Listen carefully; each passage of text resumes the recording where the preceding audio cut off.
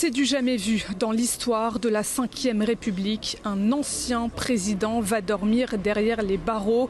C'est ici, dans la prison de la Santé devant laquelle nous nous trouvons actuellement, que Nicolas Sarkozy est incarcéré depuis 9h37 ce matin. Il y a un mois, il avait été condamné à 5 ans de prison pour association de malfaiteurs dans le cadre de l'affaire des financements libyens de sa campagne présidentielle de 2007.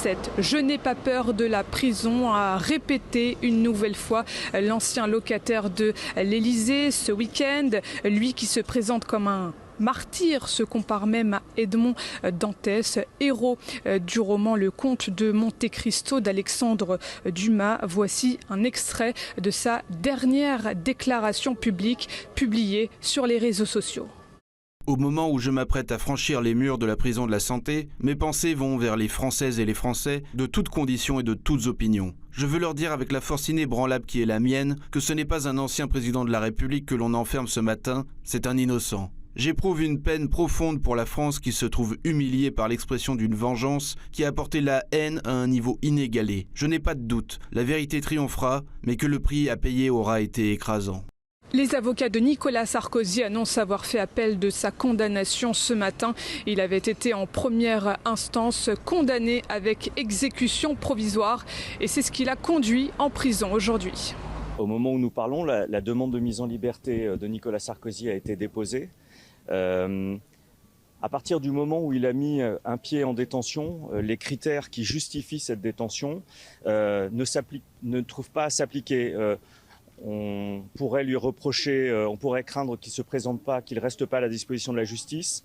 À 9h35, un peu en avance, il était devant la maison d'arrêt pour être incarcéré. Il fait face, il ne se dérobe pas, il ne se plaint pas, il n'a rien demandé, pas de traitement de faveur.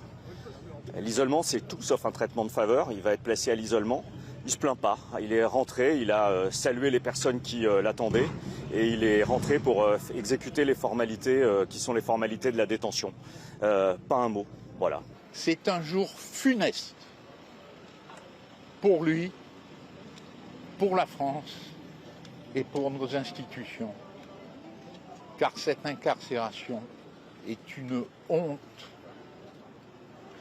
Et ce que nous espérons, avec mon confrère Christophe Ingrin, c'est que la Cour d'appel rétablira la justice française dans la dignité qu'elle mérite. Emmanuel Macron a reçu Nicolas Sarkozy à l'Élysée 4 jours avant son incarcération, expliquant, je cite, qu'il était normal sur le plan humain de recevoir un de ses prédécesseurs. L'actuel locataire de l'Élysée a depuis la Slovénie, où il est en déplacement, refusé de commenter la situation, je cite, toujours en tant que garant du bon fonctionnement de nos institutions, dit-il. Le président de la République qui s'est dit néanmoins favorable à un débat sur l'exécution provisoire remise en cause par un certain nombre de responsables politiques. De là où je suis, il ne m'appartient pas de commenter, critiquer les décisions de la justice. Je suis le garant du bon fonctionnement de nos institutions et ce faisant de la bonne articulation entre l'autorité judiciaire, l'exécutif, le législatif, et y compris quand cela touche l'ancien président de la République. Donc vous ne me verrez pas ici faire quelques commentaires que ce soit, et je pense qu'il est important que les choses soient ainsi gardées. Néanmoins, que l'image, pour beaucoup de nos compatriotes, je pense surtout à ça, de voir un président incarcéré par cette décision de justice puisse susciter des commentaires, c'est normal, et je pense qu'il faut distinguer l'émotion, y compris l'émotion légitime de proches d'une partie du pays, le respect qui est dû à toute personne, et le bon fonctionnement de la justice qui, de là où je suis, ne suppose pas de faire des commentaires. À gauche, dans l'opposition politique, on s'étonne que certains discréditent aujourd'hui la justice alors qu'ils critiquaient autrefois un certain laxisme de sa part. Je trouve ça particulièrement indécent de voir celles et ceux qui ne cessent de hurler au laxisme de la justice ne pas accepter une décision de justice qui concerne effectivement un ancien président de la République avec des faits, et je sais que ça a été suivi sur cette antenne, qui sont à la fois avérés et graves. Et donc, je crois que c'est un signe que, dans notre pays, la justice doit faire son travail, que les gens soient puissants ou faibles, et ceux qui font la différence entre les deux sont, je crois, extrêmement indignes à ce moment. Le cirque autour de l'incarcération de Nicolas Sarkozy prouve une chose. Pour toute une partie de la caste politico-médiatique, la justice ne doit pas être la même pour tout le monde. Impitoyable avec les faibles, obséquieuse avec les forts, tout cela est révoltant quand on connaît l'état de notre système carcéral pour les citoyens ordinaires. Il est plus que temps d'en finir avec cette monarchie présidentielle et les privilèges de classe de la Ve République. Avant de rejoindre la prison de la Santé, l'ancien président de la République a brièvement salué la foule devant son domicile. Sa famille, ses proches et même certains de ses anciens électeurs ont tenu à le soutenir publiquement. Moi, je suis très fier de mon frère, très fier de notre économie et très fier de sa réaction. Bravo, je suis persuadé qu'on est innocent. C'est pas possible.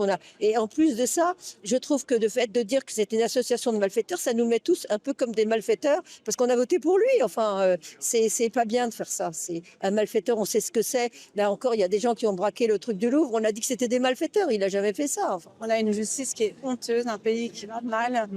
Et en plus, on rajoute des choses comme ça à quelqu'un qui jamais ce serait la justice, qui a toujours été là, qui est l'ancien président de la France. Mais quelle image on renvoie au monde aujourd'hui avec tout ce qui s'est passé depuis le 7 octobre 2023. C'est affreux en fait. C'est un monde qui va mal et une justice qui va très très mal en France. En plus de la santé, de l'éducation, tout va mal. Un président qui fait n'importe quoi, le cornu qui revient, qui repart. Mais on est dans un vaudeville en fait. C'est une mauvaise blague. Et là on voit un président, un président de la République qui part alors qu'il est en présomption d'innocence. C'est un scandale en fait. Elle porte atteinte d'abord à l'image de la France en France pour les Français, à l'étranger. Et je trouve qu'elle porte atteinte à l'image de notre état de droit. Vous savez, la France, c'est une fierté, la France, c'est une chance. Sauf qu'aujourd'hui, toutes nos chances, on est en train de malheureusement de les détruire, une à une, de façon méthodique. À 70 ans, l'ancien président de la République va être confronté à la solitude du quartier d'isolement de la maison d'arrêt de la Santé. Il est installé dans une cellule de 9 mètres carrés. Il a accès à un lit, à une douche et à une plaque chauffante. Il a aussi la possibilité de se procurer un réfrigérateur et une télévision. Grâce à un téléphone fixe, il pourra passer des coups de fil sans limite à destination des numéros validés par l'administration pénitentiaire. L'ancien locataire de l'Élysée a aussi accès à une salle de sport et à la bibliothèque. Le régime d'isolement prévoit une promenade d'1 heure par jour dans une cour de 30 mètres carrés. Comme n'importe quel autre détenu, il a le droit à des parloirs. La norme ici à la Santé est de 3 parloirs de 30 minutes par semaine. Nicolas Sarkozy qui va donc être incarcéré pour un minimum de 3 semaines. C'est le temps minimum de l'examen de sa demande de remise en liberté.